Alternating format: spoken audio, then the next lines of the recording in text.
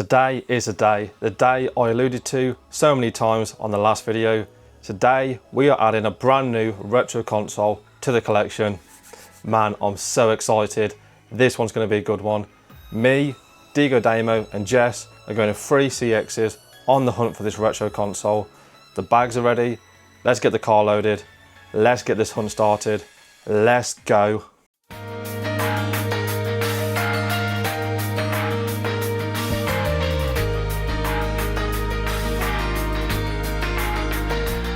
Just made it to the first CEX on this hunt, Chywood. Let's have a look, man.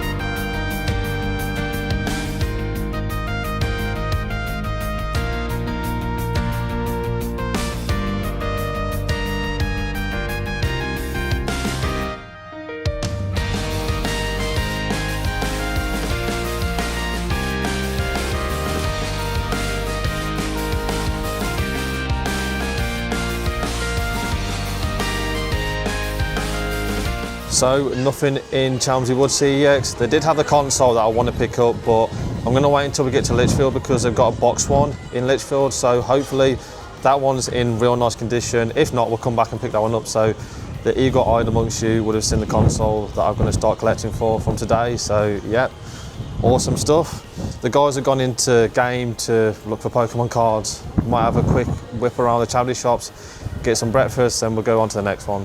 Just made it into Townworth, so next CEX is around the corner. Never been here before, so hopefully it's a decent one. Let's take a look.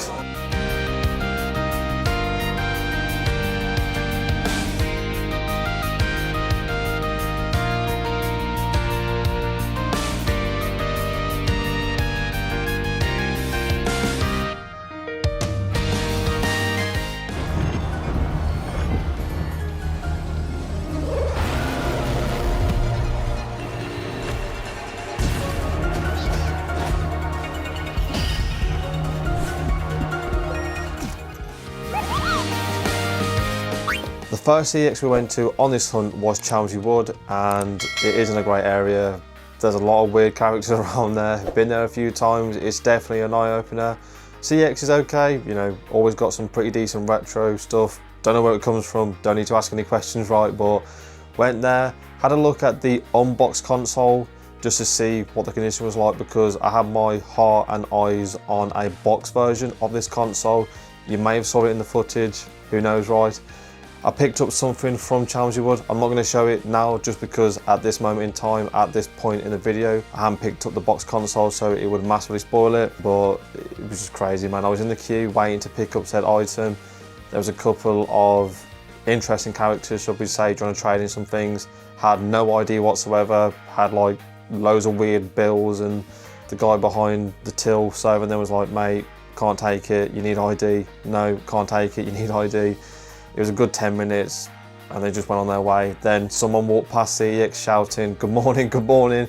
Yeah, Chywood is a weird area, man. I don't recommend it whatsoever, but CEX was okay. I'll get to what I picked up later on when I show you guys the console I picked up. But from Chywood, we went to a brand new CEX I haven't been to on the channel in Townworth. Nothing crazy, it was your bog standard CEX. Retro was pretty lacking. But I picked up 1 game for said new collection and 2 games I've been after for quite a while.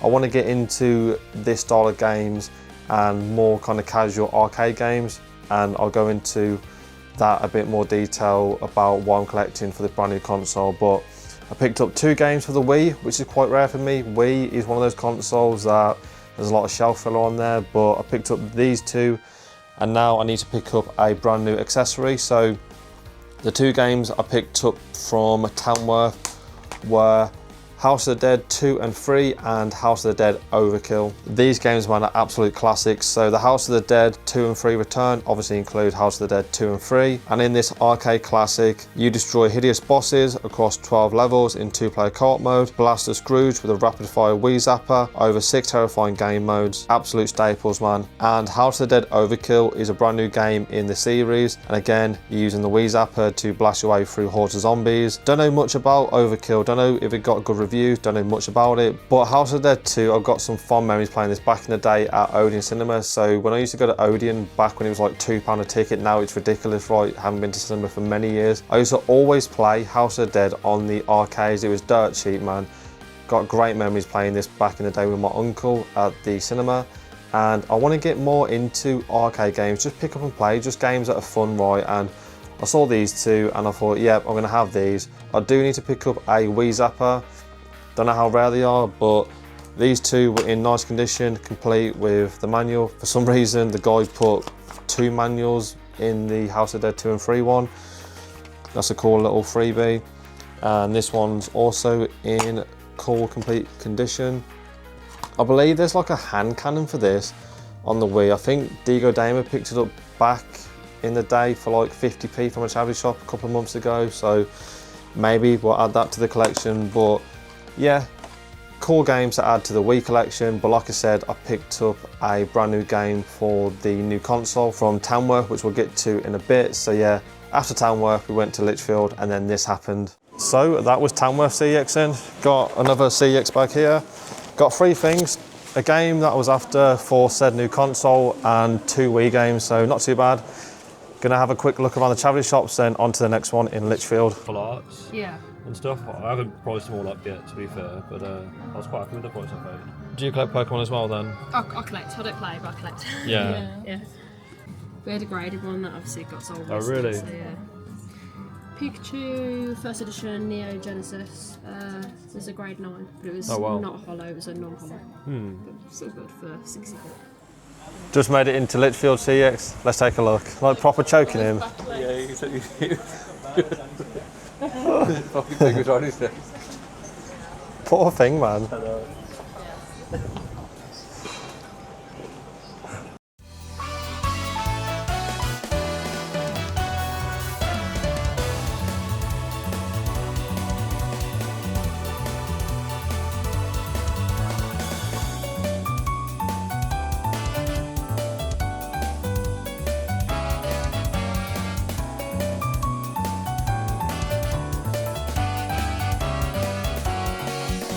Got the goods, got what we came for, got the brand new console. Yeah man, happy with that. Let's go back home and go over the pickups. So, the moment everyone's been waiting for, what brand new console did I pick up from Lichfield CEX? I got it in my hands. I'm so happy with my choice. The console I'm going to be collecting for going forward is none other than the Sega Dreamcast. The infamous console that came out on $99.99 in America, the Sega Dreamcast. The short-lived console that came out in '99 and was dead by 2001. Got some absolute classics like Jet Set Radio, Shenmue, Resident Evil Code Veronica, but Sega couldn't keep up with the PlayStation 2 and after 2001 it was a wrap, curtains drawn and the Sega Dreamcast was no more. So I've got a box Sega Dreamcast and I'm so happy to have this in my hands, man. For about 12-18 months I've always kind of wanted to dip my toes into Dreamcast, but for whatever reason I've just told myself no, don't do it, no, don't do it.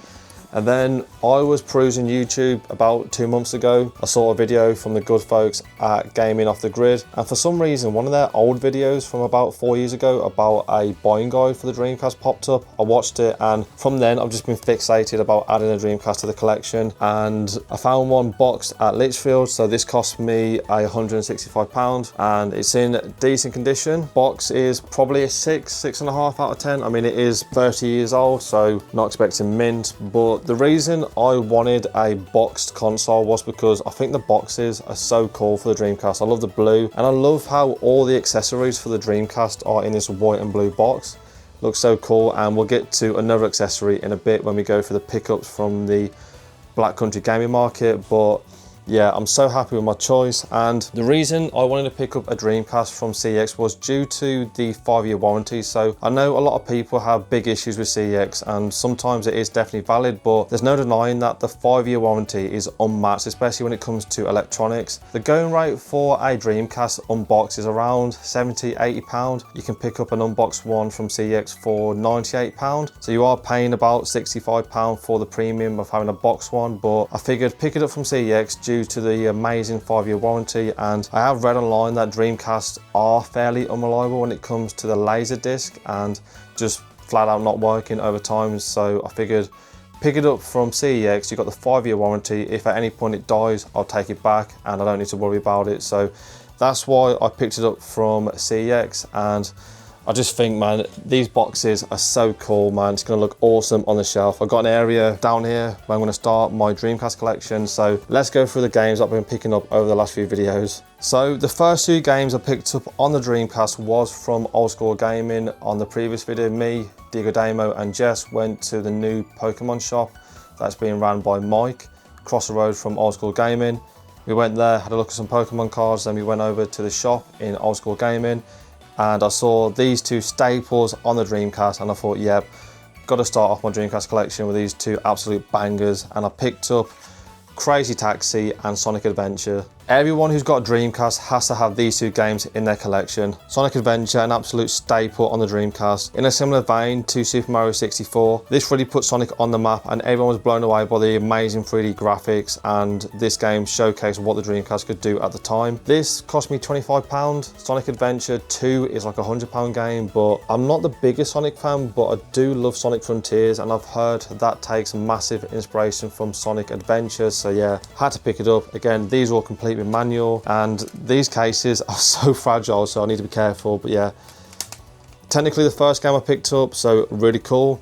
And Crazy Taxi, man, I played this back on the arcades again, and I just love the yellow, man, pops, and I just love the blue for the Dreamcast cases. Again, need to be really careful because these are so fragile, but you need to have these games in your Dreamcast collection if you collect for the console. So a great way to kick off the Dreamcast collection. Then at the Black Country Gaming Market, I had my eye on a couple of Dreamcast games, but it was really hard. I think I found in total around 50–60 games in total at the Black Country Gaming Market for the Dreamcast. I saw these from the GOAT in Vintage Gamer, and I want to start exploring different kinds of genres. I've been, in my JRPG bag for quite a few years, and one of the reasons I want to start collecting and playing the Dreamcast is to start exploring different genres like shmups, fighters, arcade games, just pick up and play games. I don't have the most amount of time to play 50, 60, sometimes 100-hour JRPGs. I want games I can pick up for half an hour, have fun, put down.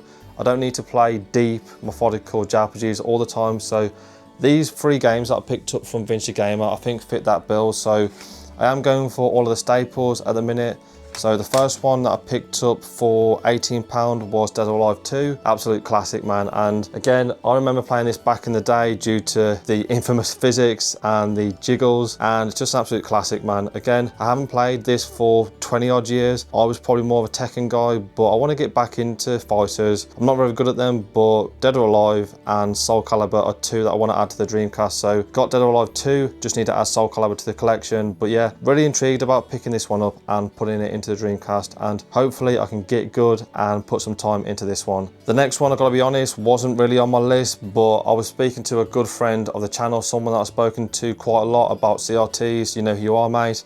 He recommended this, and to be fair, I was drawn in by the amazing cover art, and that is Mr. Driller. Mr. Driller is a puzzle game where the world has been covered by mysterious blocks. Armed with only a mighty drill, you have to dig your way down to safety before his air supply runs out. Fast-paced, frenetic puzzle action with 3 addictive modes. So like I said, I know nothing about this game, just unreal cover art, man. So colourful, that pops. And this looks like a hybrid between Tetris and Puyo Puyo, and I do love me some Puyo Puyo, man. So this cost me £32, but by the time I picked up this, the other 2 games and the call accessory, Nick did me a fantastic price, paid £100 for everything you're going to see.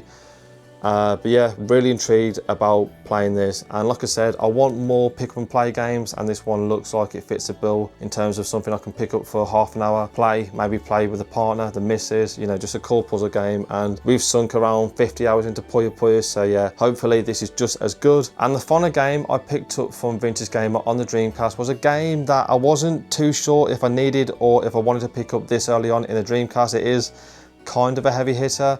I do want to dip my toes into this genre, and I've heard really good things about this one, so I figured pick it up, play it, see how it goes. I don't know how hard it is because these are really hard and I'm not very good at games, but I picked up a copy of the classic Giga Wing. Giga Wing is a full-on, non-stop, all-action, crazy as hell shoot 'em up or shmup that really showcased the Dreamcast capabilities, as the screen is filled with enemy vehicles, aircrafts, bombs and bullets, all running at a super smooth 60 FPS. A battle through 7 intensive levels, packed with hundreds of enemies using thousands of frames of animation. Again, the thing I love about Dreamcast, man, is the awesome cover art. Like I said, this is a shoot 'em up. I am really bad at games, and shoot 'em ups are probably one of the hardest genres to start playing, but there's just something that looks really fulfilling about getting good at a shoot 'em up and just being able to navigate your way through all the enemies and all the bullets. So yeah, saw some gameplay, the music sounds amazing, so that was enough for me. And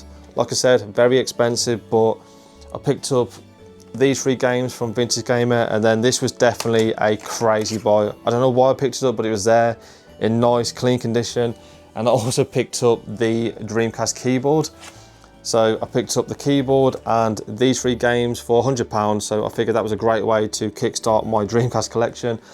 But the keyboard is in real nice condition. The box, like I said, with the console, just pops, man, with the white, the blue metallic.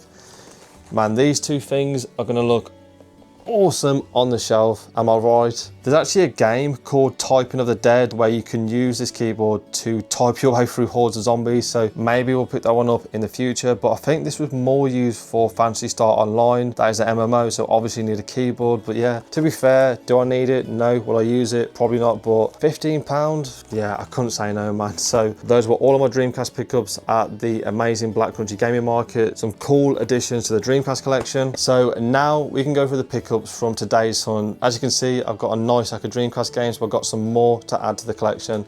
The thing I picked up from Chywood was another accessory.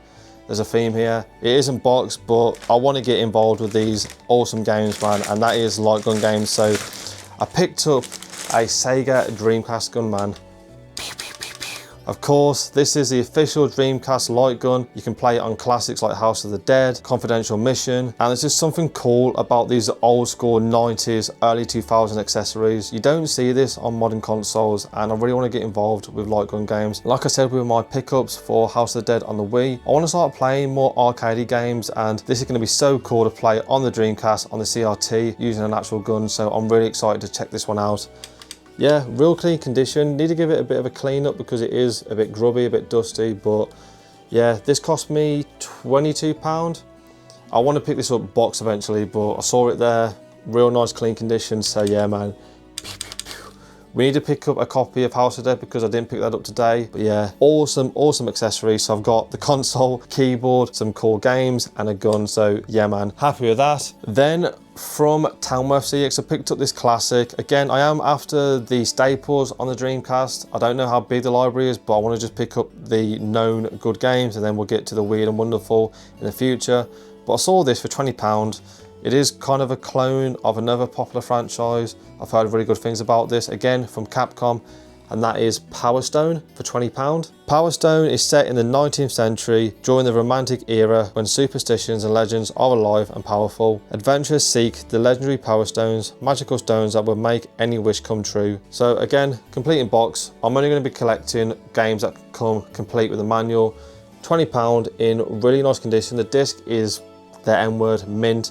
And this is, from what I've seen online, again, I don't really know a lot about the library, so don't come after me in the comments, but what I've seen online about Power Stone, it's essentially a Smash clone. So you've got an arena, you've got fighters, and it's meant to be an awesome co-op local couch game that you can play with friends and just have good fun. So yeah, Let me know down below if you played any of the games I've gone through, but I'm really intrigued about playing this. Maybe one that I need to wait for Digo Demo, Jess and my partner to play. Maybe we'll do a co-op gameplay when they come around next. But yeah, for £20, not the most expensive one. But again, just look at the cover art, man. Just awesome stuff, man. Really, really love that one. As well as picking up the console from Lichfield, I picked up these two games. Again, just absolute staples on the console. I picked up two complete in-box games. Cost me a combined price of £40. And I picked up Virtua Tennis and Jet Set Radio. As the name implies, Virtua Tennis is a tennis game and it's supposed to be really good. Meant to be a fun game you can play with your friends. You can work your way up for the cups, win the championship, all that cool stuff. And I did used to really enjoy playing sports games, you know, Mario Golf. I played the Mario Tennis game on the Switch and had a real good time. So I'm really intrigued to see if this is more arcadey or more of a simulator. So for £8, a cool one to have in the collection. But the one I'm more intrigued about and the one that really got me excited about picking up a Dreamcast was the absolute stone cold classic Jet Set Radio. Jet Set Radio looks absolutely insane, man. That awesome cel-shaded graphics, the amazing soundtrack, and just everything that made the 90s and early 2000s so edgy. The game is set in a fictional Americano world, and you set out on your skates to tag everything in sight and to try and fix the corrupted government. But yeah, man, I'm really excited to check out Jet Set Radio. It might be the first game that I play because I really enjoy playing skating games. Obviously, a big Tony Hawk fan. And I love playing skate, and this looks so cool, man. Just again, just look at the cover art, man. I know I keep saying the same thing, but it's just awesome, man. Like, we don't see cover art like this, and it just screams like early, edgy 90s. Oh, so cool, man. I'm really intrigued about this one. So those are all of the Dreamcast games, the accessories, and the console that I picked up over the last few days and last few weeks of game hunting. And come on, man, there's nothing cooler than 90s, early 2000s retro consoles, and there's something really magical and exciting about embarking on a brand new journey and collecting for a brand new console. And the reason that I wanted to start collecting for the Dreamcast, so number one, it's something that you don't see all too often in CEXs. I think today on the hunt I saw maybe 15 games in total across 3 CEXs.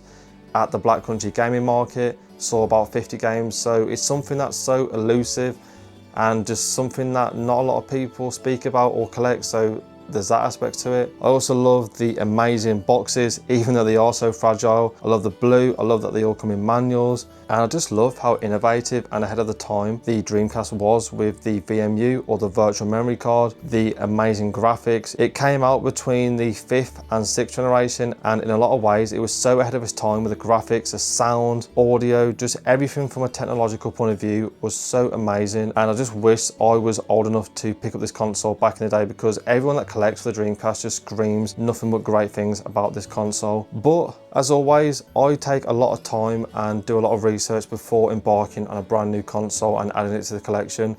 We've been here before with the PS Vita and the PSP, but I think this is different. So number one is retro, so it's got that retro vibe to it, which is always awesome. Number two, obviously, it's not a handheld. I'm definitely more of a traditional console player. There's just something special and magical about having a physical controller and playing on the big screen. And when I was collecting for the PS Vita, it really stung my collecting soul when I was picking up games for 50, 60, sometimes £100, and the box was empty, hollow, no manual. At least with Dreamcast games, they're complete in box with manuals, so there's that side, and it does definitely satisfy my collecting habits and my collecting juices with complete in-box manuals. There were around 215 games released on the PAL library for the Dreamcast, and there's something really cool about not having a vast library to go through, unearthing some hidden gems, some poor games, some good games, everything in between.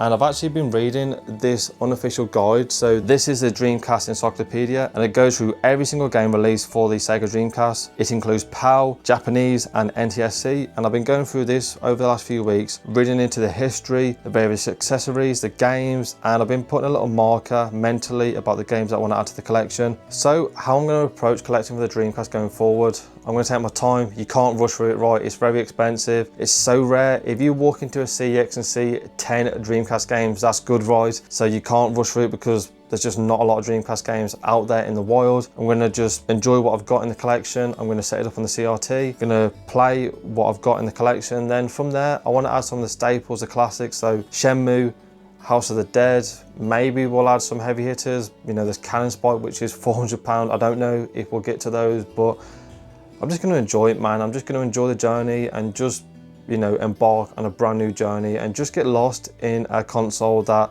not a lot of people speak about. We can do some videos, you know, some hidden gems, some buying guides, all that cool things. So I'm really excited about embarking on a brand new collecting journey.